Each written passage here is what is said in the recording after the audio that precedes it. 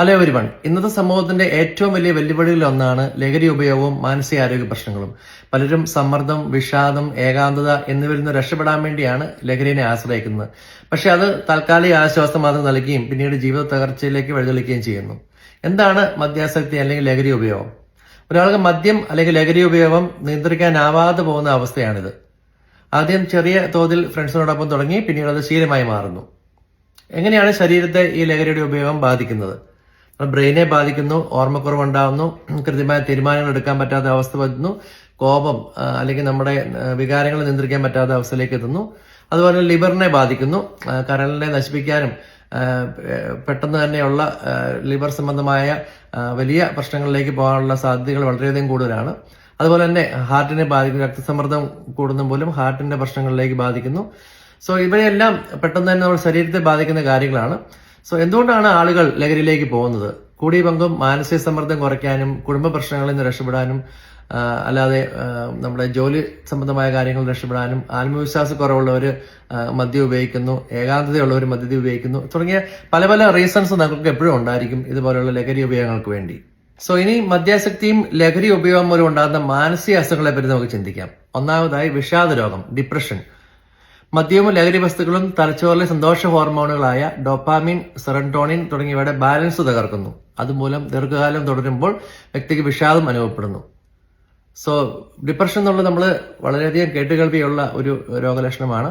So അതിന്റെ ലക്ഷണങ്ങൾ സ്ഥിരമായ ദുഃഖം, ആത്മവിശ്വാസക്കുറവ്, ക്ഷീണം, ഒന്നിനോട് ഒരു താല്പര്യമില്ലായ്മ, മറ്റുള്ളവരോടുള്ള ഇന്ററാക്ഷൻസ് കുറയുന്നു തുടങ്ങിയവയെല്ലാം ഡിപ്രഷന്റെ സിംറ്റംസ് ആണ്.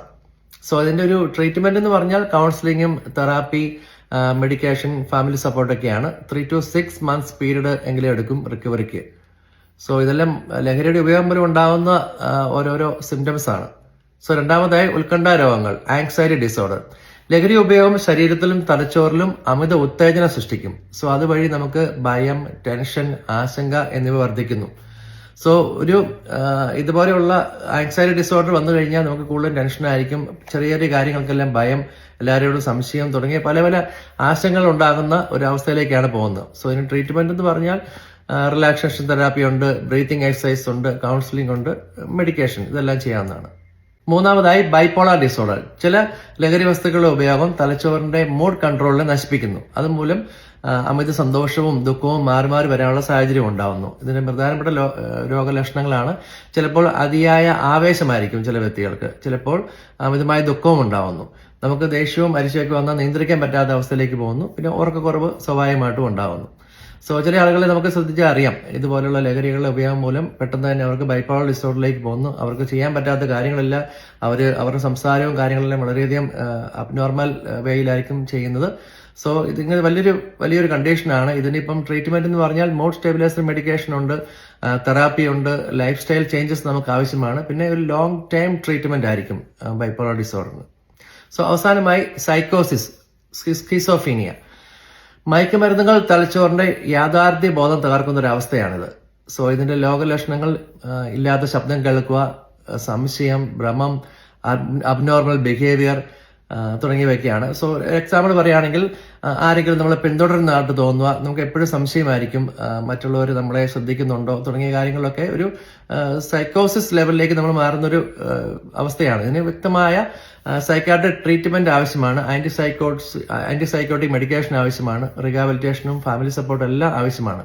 തുടങ്ങിയവയൊക്കെയാണ് നമ്മുടെ മാനസിക അവസ്ഥകൾ ലഹരിയുടെ ഉപയോഗം മൂലം ഉണ്ടാകുന്ന രോഗങ്ങൾ. മദ്യവും ലഹരിയും ചില നിമിഷങ്ങൾ ആശ്വാസം തരുന്നെന്ന് നമുക്ക് തോന്നാം, പക്ഷെ അത് ശരീരത്തെയും മനസ്സിനെയും തകർക്കുന്ന ഒരു അവസ്ഥയിലേക്ക് നമ്മളെ എത്തിക്കുന്നു. ഇതിന്റെ ഒരു പ്രിവെൻഷൻ മെത്തേഡ് നല്ല സുഹൃത്ത് ബന്ധങ്ങൾ ഉണ്ടാവുക, കുടുംബത്തിന്റെ സപ്പോർട്ട് ഉണ്ടാവുക, സ്ട്രെസ് മാനേജ്മെന്റ്, എക്സസൈസ് ചെയ്യുക, ഹെൽത്തി ലൈഫ് സ്റ്റൈലിൽ നല്ല രീതിയിൽ കൊണ്ടുവരിക, എയർലി കൗൺസിലിംഗ്, അവയർനെസ് പ്രോഗ്രാമിലൊക്കെ പങ്കെടുക്കുക തുടങ്ങിയ കാര്യങ്ങളൊക്കെയാണ്. മാനസികാരോഗ്യം നമ്മുടെ ജീവിതത്തിന്റെ അടിസ്ഥാനമാണ്. ലഹരി ഒരിക്കലും പ്രശ്നങ്ങൾക്ക് പരിഹാരമല്ല. നമ്മളും നമ്മുടെ സമൂഹവും ആരോഗ്യകരമായ ജീവിതത്തിലേക്ക് നീങ്ങട്ടെ. Thank you.